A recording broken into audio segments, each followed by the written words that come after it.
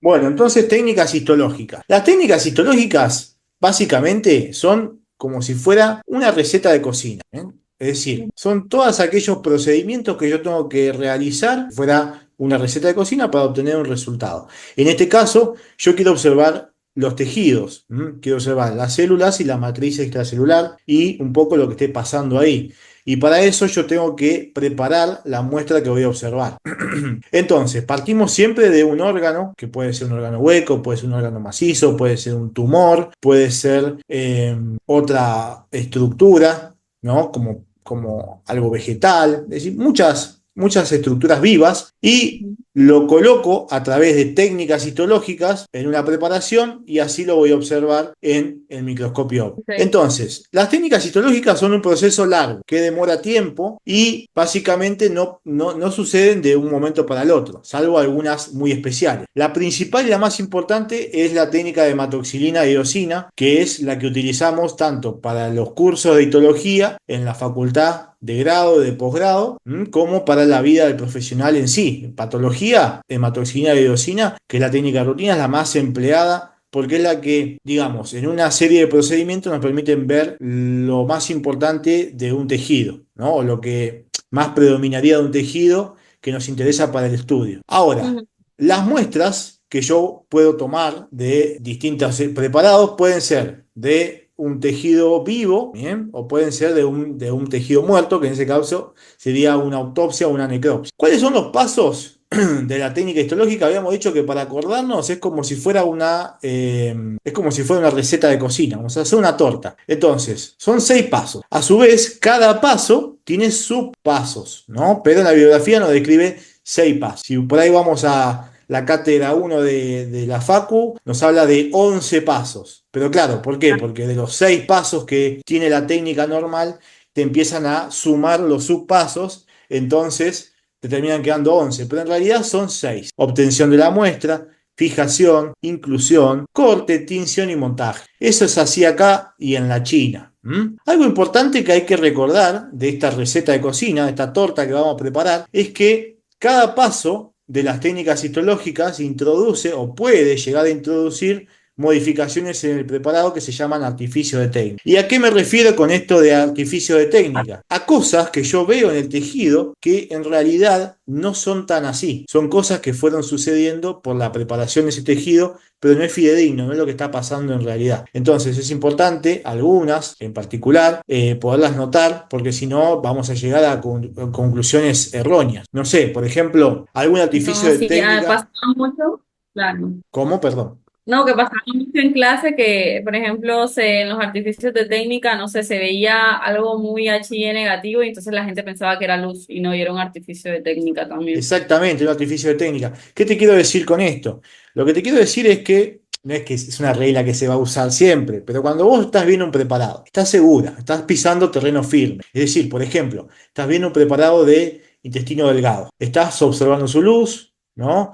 Estás describiéndolo de la luz hacia la periferia, las distintas capas. Estás pisando terreno firme, ya distinguiste las capas, distinguiste el epitelio, la muscular, sabes en qué parte estás parada y ves algo raro, algo que no te cierra, bueno, empezar a pensar que, bueno, esto puede ser un artificio de técnica, puede ser algo que esté de este preparado así, y no entrar en pánico. E incluso si te pregunta el docente o te quiere macañar con algo, decir con seguridad, esto es un artificio de técnica por esto y por esto. Pero para eso, bueno, uno tiene que tener conocimiento, tiene que estar pisando en terreno firme. Cuando uno está flojo, tan valiente, que no sabe dónde está parado, te agarra mal parado siempre, ¿no?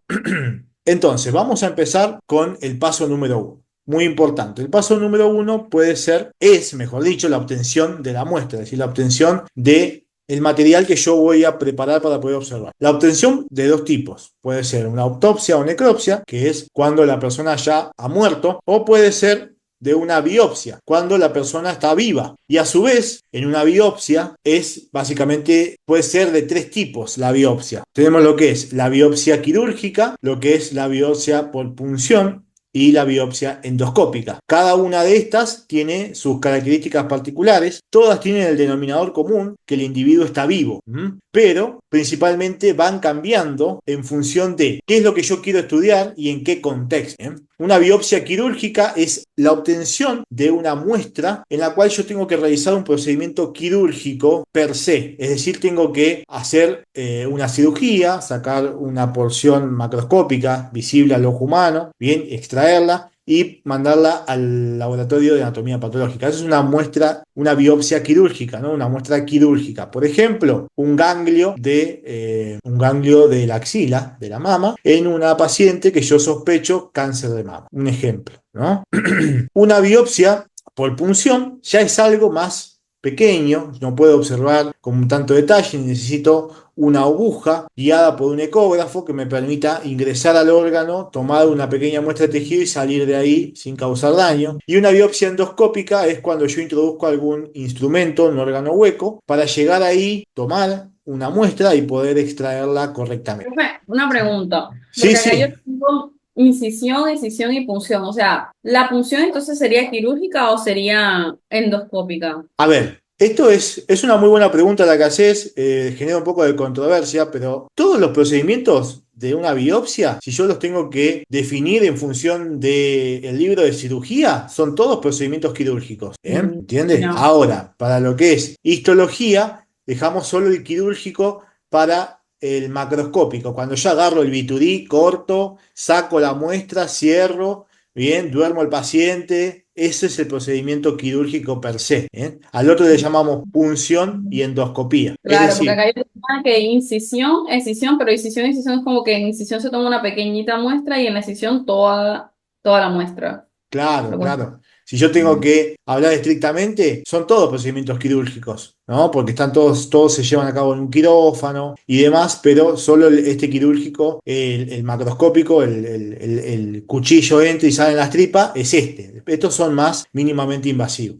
La punción, Ok. como te mencioné, con una aguja, yo pincho, por ejemplo, en este caso estamos haciendo una punción, aspiración de la glándula tiroides. Se ve que están evaluando alguna patología en esta paciente y es guiada por imagen, guiada por ecografía. Y la endoscopía ya es lo mismo, yo meto una cámara con un instrumento por la cavidad oral, llego a la parte del tubo digestivo que quiero con la cámara, identifico, por ejemplo, un pólipo, que es un principio maligno de un cáncer a nivel del tubo digestivo, y tomo una muestra de ese pólipo, bien, saco la muestra y la mando a anatomía patológica para analizar. ¿Entiendes? Ok, sí. Excelente. Una vez que yo tengo la muestra en mi poder, es decir, que ya sea por una necropsia, es un paciente que está muerto, o por una biopsia, que a su vez puede ser quirúrgica, por punción o endoscópica, una vez que yo tengo la muestra, yo tengo que fijarla a esa muestra. ¿Y qué significa fijar a la muestra? Te consulto, te pregunto. ¿Qué entendemos por fijación de una muestra? Fijación de un tejido, mejor dicho. O sea, es el proceso que se usa para preservar la muestra, ¿no? Muy Para bien, muy bien. Es el proceso que intenta de alguna manera parar, frenar todos los procesos de autodegradación celular, ¿no? Que comenzarían cuando, obviamente, yo extraigo un tejido de su hábitat, ¿no? De su bien biológico. Entonces, esas células, ese tejido, va a intentar destruirse, que se llama como autólisis. Entonces, para yo intentar frenar esa autólisis, lo que yo hago es fijar. En anatomía, anatomía macroscópica, ¿no? Básicamente, ¿con qué fijamos a los preparados anatómicos? con el formol. Con el formol, muy bien. Que dependiendo la plata que tenga la cátedra, será a mayor o menor graduación. Cuando tiene poca plata hay bastante olor a podrido. ¿Por qué olor a podrido? Porque no alcanza el formol para poder fijar y esos preparados entran en, digamos, siguen su proceso de destrucción. Acá tenemos el formaldehído, que es como un derivado del formol, bien, que vamos a utilizar para la fijación de los preparados. Antes de hablar de los fijadores, que son las sustancias químicas o físicas que yo voy a utilizar para poder detener estos procesos de autodigestión y autodestrucción celular, tengo que hablar de dos técnicas o dos formas de fijar a los preparados. Hay dos formas. Tenemos una que es por inmersión y otra que es por percusión. Por perfusión, perdón, acá hay un error. Por inmersión, yo básicamente lo que hago es sumergir a la muestra en el fijador. ¿Se entiende? La relación tiene que ser de 10-1, es decir, que tiene que haber 10 partes de fijador por una parte de la muestra. ¿Eso qué significa? Que si la muestra pesa 1 gramo, tiene que haber 10 gramos de fijador. ¿Para qué? Justamente para que por inversión, como si fuera un barco que se hunde en el océano, todo el fijador lo recubra y empieza a fijarlo desde la periferia hacia el centro. Ese es el concepto que quiero que te lleve. La fijación por inversión es desde la periferia hacia el centro. Por perfusión es del centro hacia la periferia. ¿Bien? Y el otro método es por perfusión, donde en este procedimiento se hace mediante lo que es una aguja. Es decir, este procedimiento de fijación es con los animales en estado vivo. Muy cruel y muy caótico, pero bueno, el animal está vivo, se utiliza para poder fijar tejidos que tienen una destrucción, una autólisis muy rápida, como por ejemplo el páncreas o el tejido nervioso, en la cual el animal está vivo, yo le inyecto con una aguja en el ventrículo izquierdo el fijador, y con el animal vivo se va fijando los tejidos, ¿no? Después hago la eutanasia.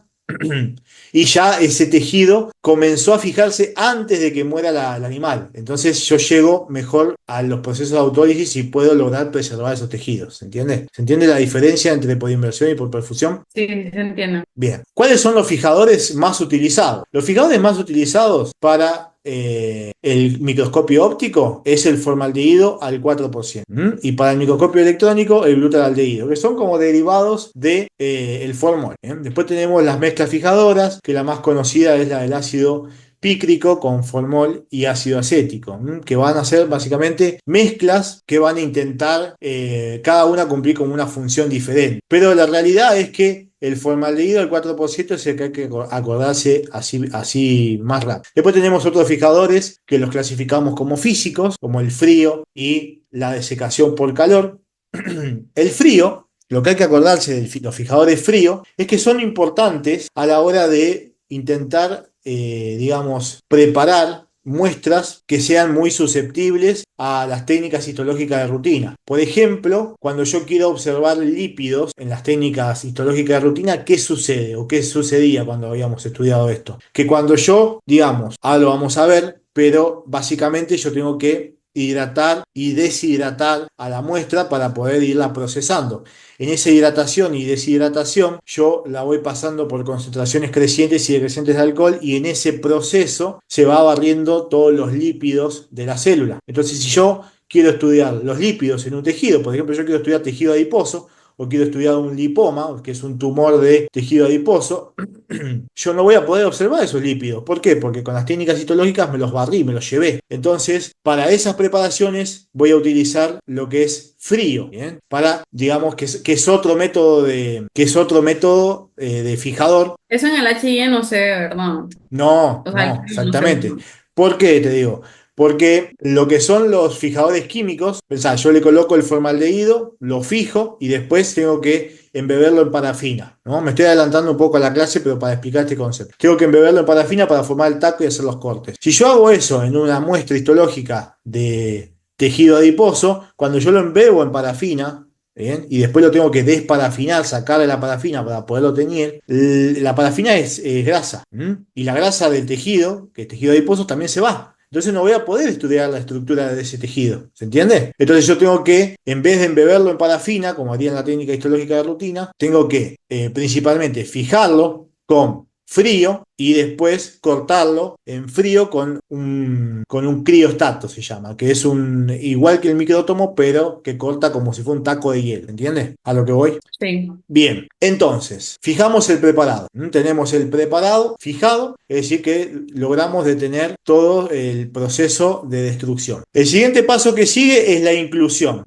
¿Qué es la inclusión? La inclusión es básicamente incluirlo en parafina, formar el taco, ¿bien? Ahora, antes de eso, ¿yo qué tengo que hacer con el preparado histológico? Tengo que deshidratarlo. ¿Cómo lo deshidrato? Lo deshidrato por concentraciones crecientes de alcohol. ¿Por qué? Porque el alcohol, por un proceso de ósmosis, va extrayendo el agua de los preparados, bien, los va deshidratando, y me permite a mí poder quitarle toda el agua que contenga el tejido. ¿Para qué? Para que después ese tejido, que obviamente ha sido deshidratado, pueda ser embebido, pueda ser incluido en esta grasa que es la parafina. ¿Se entiende? Profe, una pregunta. Sí, dos. sea, el alcohol es el que lo deshidrata, ¿verdad? Exactamente, Rosa. Ya, ok. No, sí, porque acá lo tenía como dos pasos diferentes, como la fijación y después deshidratación. Por Por lo de eso, que por eso. Por eso hice la mención al principio. Si uno va a la bibliografía estricta, son 6 pasos, ¿no? Si uno va a la bibliografía de las cátedras de la UBA, cada una tiene su propia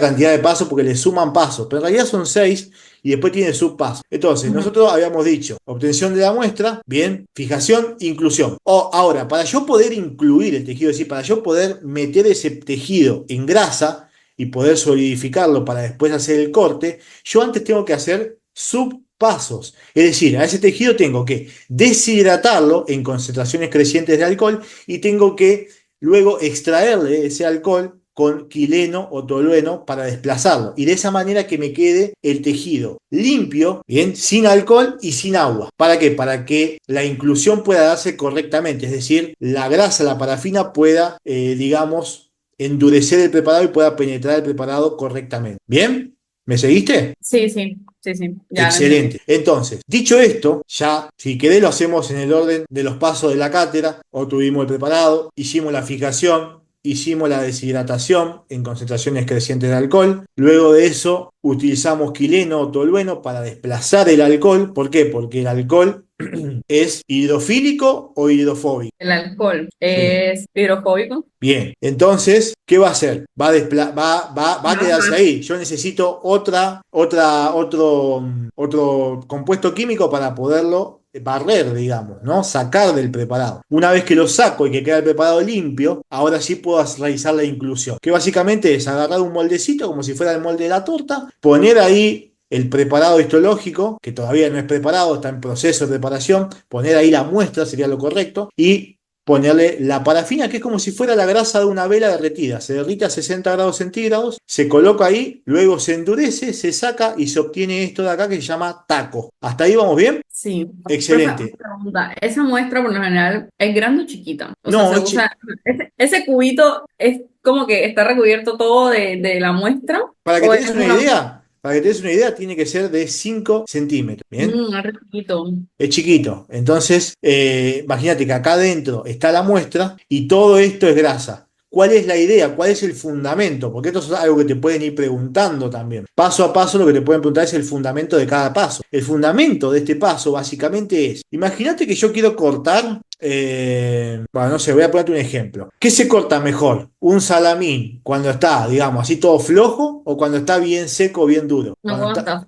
Ah, ¿cómo se corta mejor? O sea, ¿cómo queda mejor así posicionado? Claro, Pues si yo lo quiero cortar, yo quiero cuando agarrar está duro, un, cuando está duro. O sea, es más difícil de cortar, pero queda más rectecito. pero queda Queda más, perfecto. Yo sí. puedo hacer cortes bien finitos de un salamín que está bien seco, que está bien estacionado. Yo puedo hacer cortes bien finitos y si miro la rodaja, puedo ver la grasa, puedo ver la carne, puedo ver la pimientita, puedo ver todo perfecto ahí, ¿no? ¿Por qué? Porque el Claro, en salamín cambio, si está está. hablando, se desborona. En cambio, si está hablando, como que se deshilacha, como que se desarma todo. Acá es exactamente lo mismo. Lo que yo quiero hacer con la cera de vela, la parafina, es endurecerlo, que endurezca bien el preparado. Entonces yo corto con el micrótono láminas bien, bien delgaditas. ¿Para qué? Para que estén lo más íntegra posible y después las pueda observar. Ese es el fundamento de la inclusión. Formado un taco que me permita, gracias a su dureza, poder hacer cortes precisos. ¿Eh? ¿Y el fundamento de la fijación cuál es? Preservar la muestra y que no se destruya.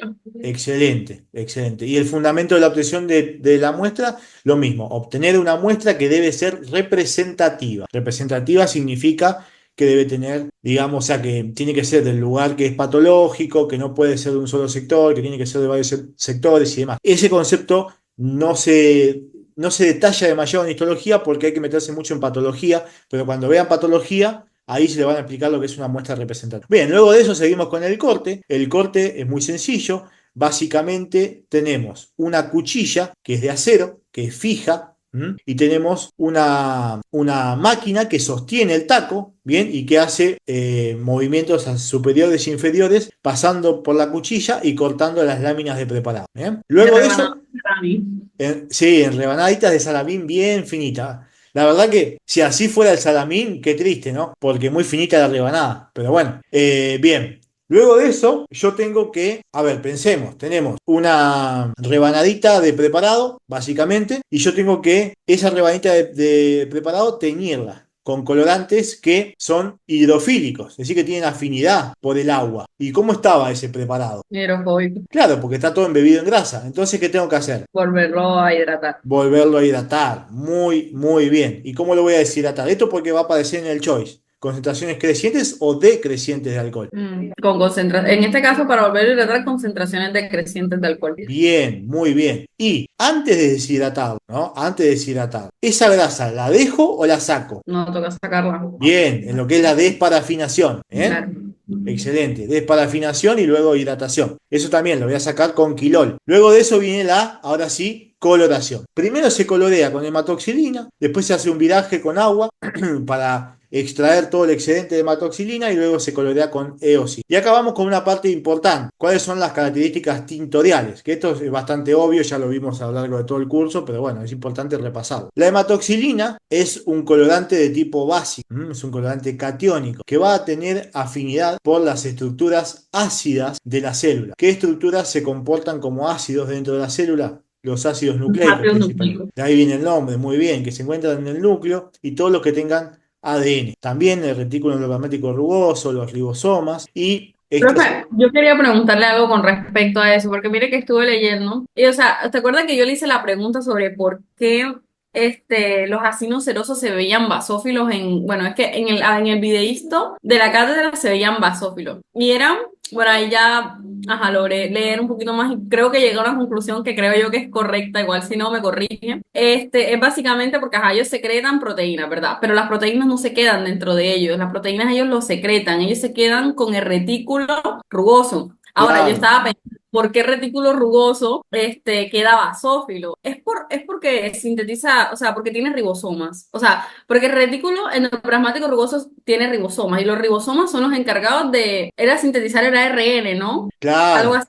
Tenían algo que ver con claro, el ARN. Es por eso que tal quedan cual. basófilos. Cuanto más retículo endoplasmático rugoso y más ribosomas tenga la célula, bien, más basófilo se va a ver, ¿entiendes? Ok. Y también, ya hablando de extracelularmente, ya vamos de lo mismo, los glucosaminoglucanos que tienen gran cantidad de cargas negativas, si tienen carga negativa va a tener afinidad por los cationes y va a tener afinidad por los colorantes básicos, también se va a ver de un color basófilo bastante intenso, ¿entiendes? Es decir, que, pregunta grande, pero puede parecer, los colorantes básicos son colorantes que a pH fisiológico, digamos, al pH de los preparados, se comportan, digamos, con una atracción hacia las estructuras ácidas de la célula y de los tejidos. Es decir, las estructuras ácidas que estén dentro de las células y que estén en el tejido en sí. Las más importantes que no podemos olvidar es el ADN y el ARN, que se encuentran dentro del núcleo, también el retículo endoplasmático rugoso, los ribosomas y extracelularmente los glucosaminoglucanos, así como muy importantes que no podemos olvidar. Por otro lado, los colorantes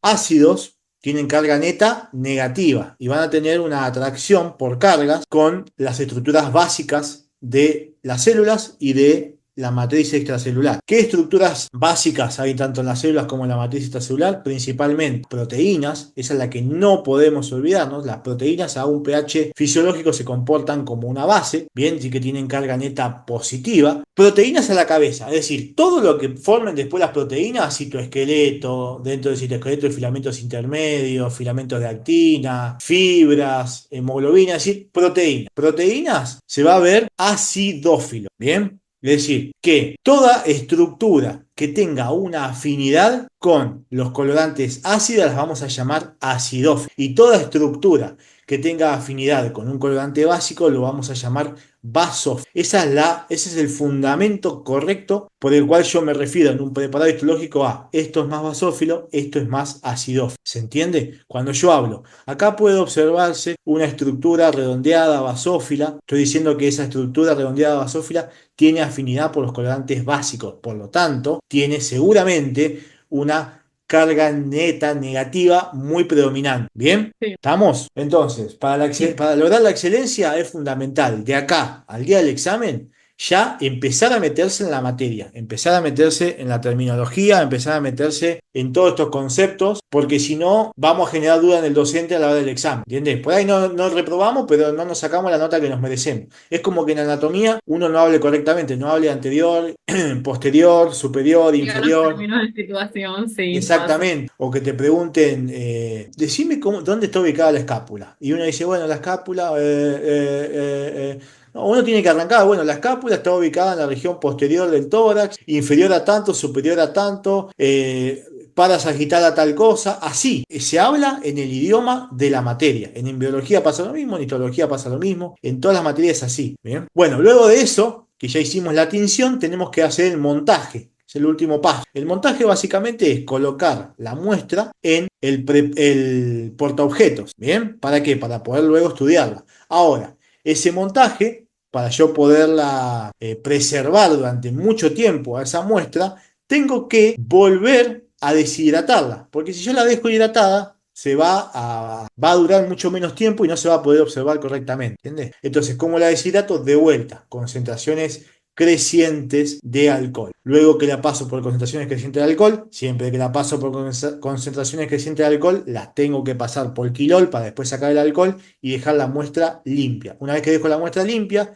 teñida, ahora sí, con mucho cuidado, con un pincelito la coloco en el portaobjeto, le coloco el cubre objeto, que sería este vidriecito que está acá, y antes, entre la muestra y el cubre objeto, le coloco, perdón, antes de colocar la muestra, le coloco el aceite de bálsamo para como pegar a la muestra, ¿bien? Y mantenerla firme y rígida ahí. Y luego le coloco el cubre objeto y ese preparado ya queda. Ya queda para, si quedó bien, se va a poder estudiar 10, 20 años seguidos sin ningún tipo de problema. ¿Bien? ¿Se entendió? ¿Alguna Sí, duda? no, pero hasta ahora todo Excelente, clarísimo. excelente. Acá tenemos un cuadrito de repaso. Bien, vamos a ver algunos conceptos para terminar que son muy importantes. De lo que es la clase de técnicas histológicas, la definición de técnicas histológicas es fundamental. Entender la definición, entender los pasos, poderlos mencionar, poder entender el fundamento de cada paso, para qué lo hacemos y, obviamente, poder explicarlo. Eso es pregunta de 4, ¿no? Así que hay que meterle a eso. Luego de eso tenemos algunos conceptitos más para terminar la clase, algunas apreciaciones de técnicas especiales que hacemos para estudiar otros preparados. Uno de ellos es el concepto de metacromasia. La metacromasia es básicamente la propiedad que tienen algunos componentes químicos de las células o de la matriz extracelular de un tejido de cambiar el color esperado de un colorante. ¿Mm? Por ejemplo, yo tiño un tejido, vamos a un ejemplo, ¿no? Yo tiño un tejido y espero que sea azul, y ese tejido en realidad se tiñe de color rojo o púrpura o violeta. ¿Se entiende? Esa es la metacromasia, es la propiedad que tienen las estructuras químicas de ese tejido para, en ciertas condiciones, poder cambiar el color esperado de ese preparado. ¿Bien? Para que se dé este concepto de metacromacia, básicamente para lo que es nosotros en el curso, vamos a ver que el color esperado sería azul o rojo, azul, perdón, basófilo, y lo que se obtiene es rojo o púrpura. ¿Bien? Es solamente para colorantes básicos, profe, disculpe. Sí, exactamente, ahí va justo a eso. Para que se dé esta condición de metacromasia, el colorante, primero que nada, tiene que ser de tipo catiónico, es decir, que tiene que ser básico. ¿Mm? Catión y anión, ese concepto es importante, es de química del CBC. Catión le decimos a todos los compuestos químicos que tienen como carga neta positiva y anión carga neta negativa. Bien, ese concepto sí. Ahora, todo colorante catiónico es partícipe de poder realizar esta metacromasia. También para que se dé esta metacromasia tiene que haber la presencia de polianiones en el tejido. ¿Qué significa la presencia de polianiones? Que tiene que haber muchas cargas negativas, muchas moléculas aniónicas en ese tejido para que se dé la metacromasia. ¿Mm?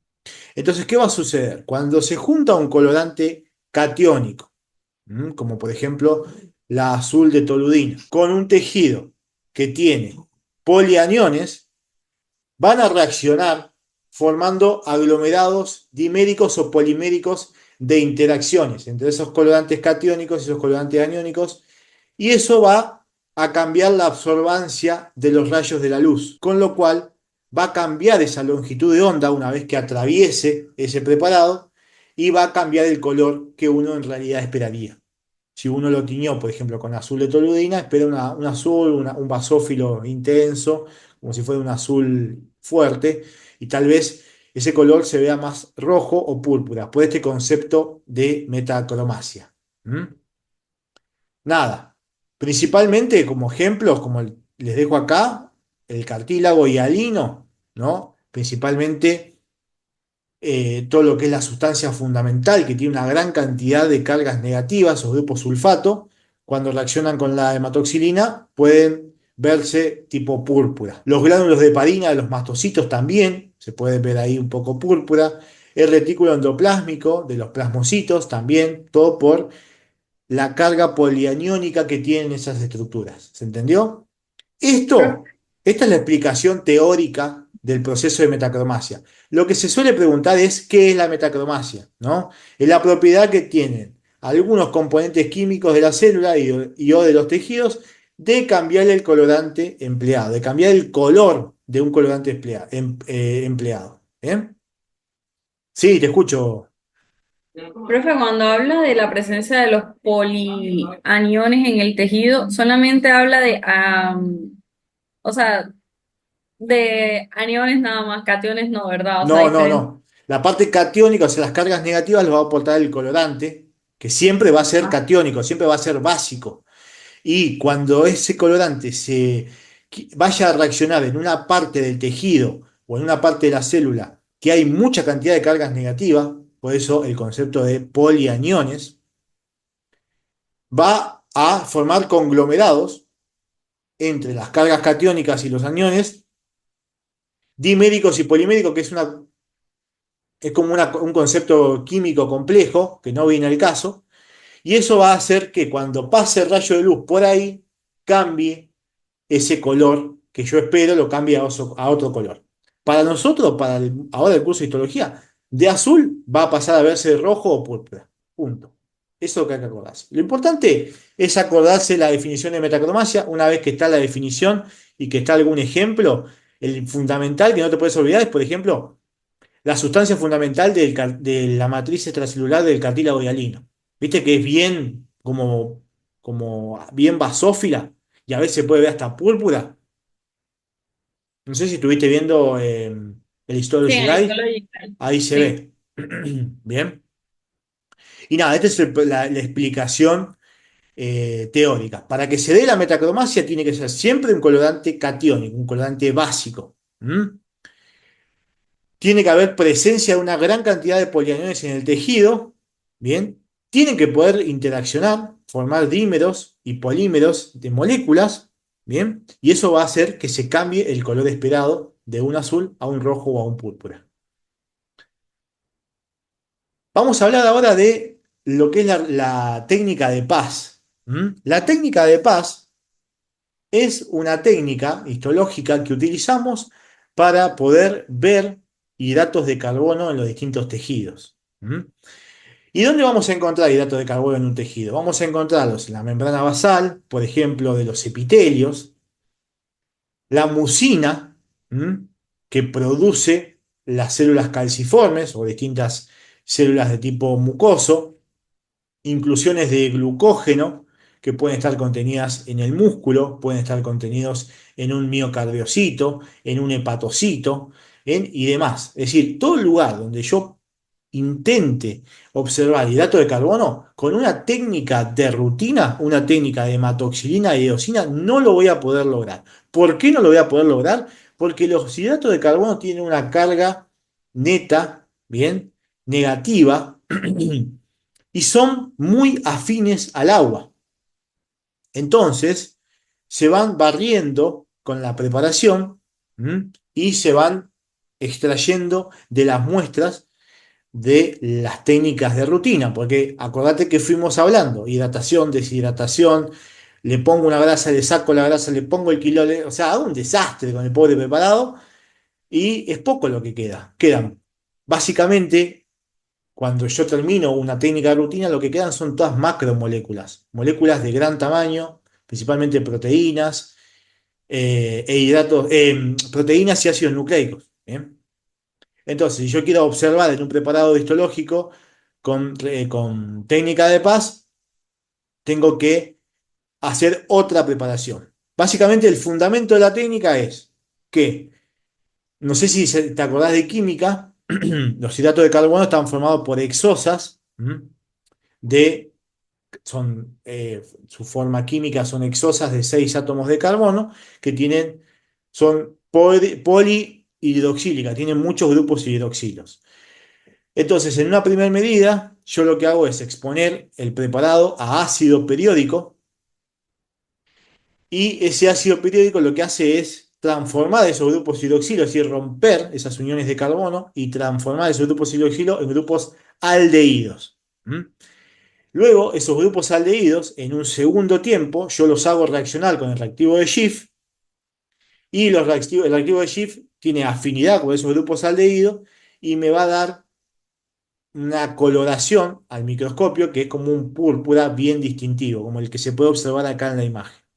Bien, entonces, de vuelta, lo que hace es la técnica, cómo se llama, cuál es el fundamento, ¿bien? ¿Cuál es el fundamento? En este caso es un fundamento químico y básicamente cómo se da.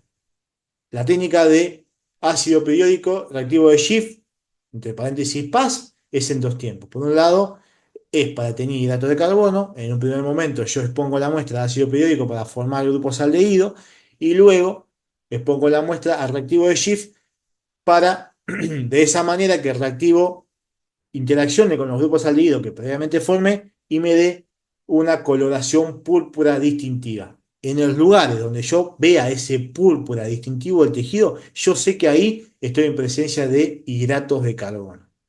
Bien, entonces si yo, por ejemplo, quiero estudiar la morfología de una célula calciforme, como la que se puede observar acá en la imagen abajo a la derecha, yo voy a ver un cáliz bien redondeado, bien púrpura distintivo.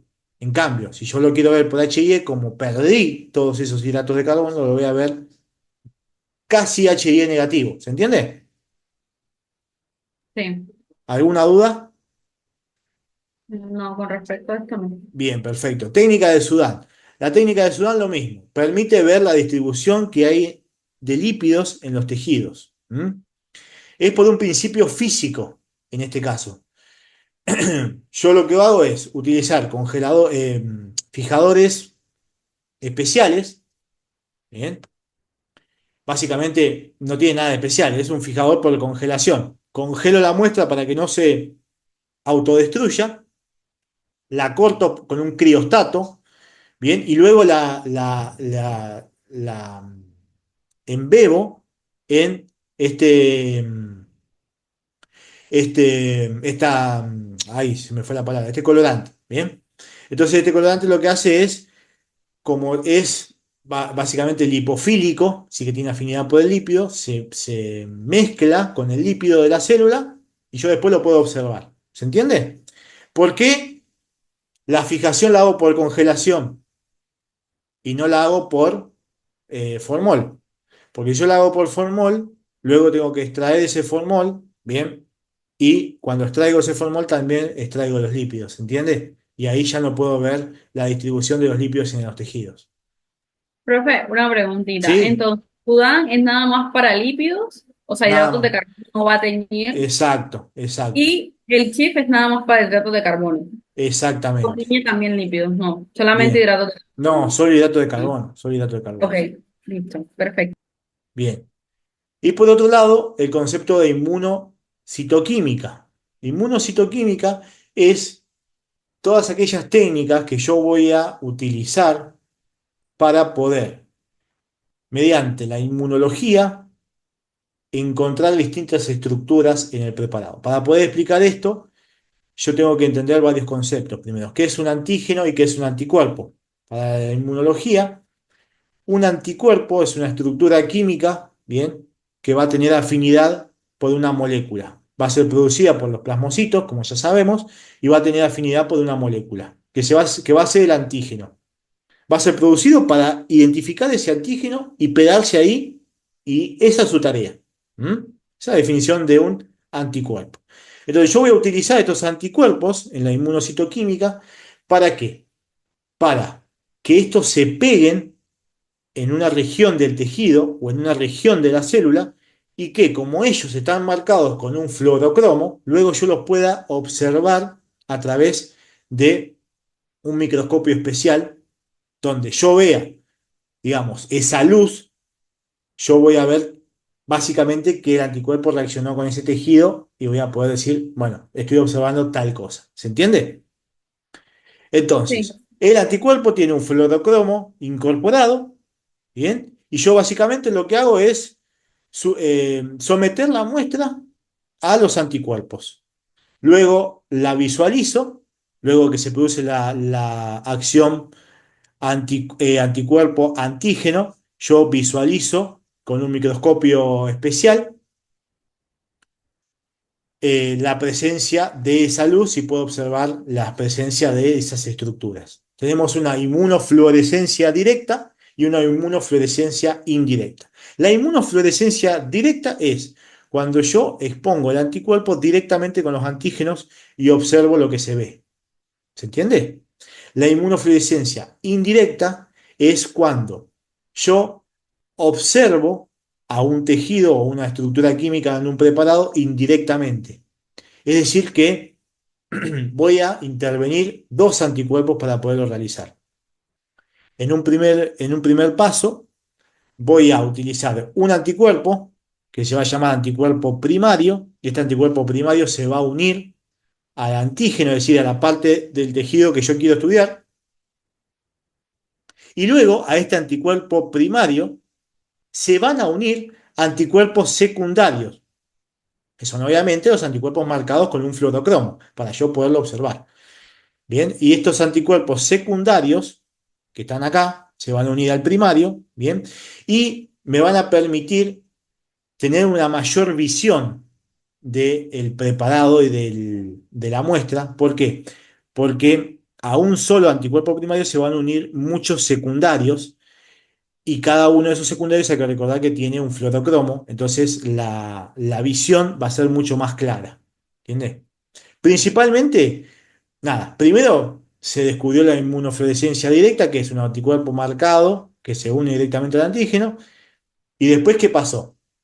Donde en una célula hay pocos antígenos, es decir, hay muy pocas moléculas que yo quiero estudiar, casi no se logra ver nada. ¿Por qué? Porque se unen muy pocos anticuerpos marcados y yo no llego a distinguir con el microscopio. ¿Cómo hicieron para solucionar ese problema? Inventaron la inmunofluorescencia indirecta. Dijeron, bueno, hay poquito para ver, o sea, hay poquitas moléculas para ver. Yo primero le tiro un antígeno, un anticuerpo, perdón, que identifique esa moleculita específica. Y después creo un anticuerpo secundario que me identifique a ese anticuerpo primario. Bien, y ahora sí, como este es más grande, ese anticuerpo secundario lo tiro en mucha más cantidad y como tiene distintos sitios de unión, se van a poder unir muchos anticuerpos secundarios y ahí sí voy a poder observar el preparado. ¿Se entiende? Sí. Bien,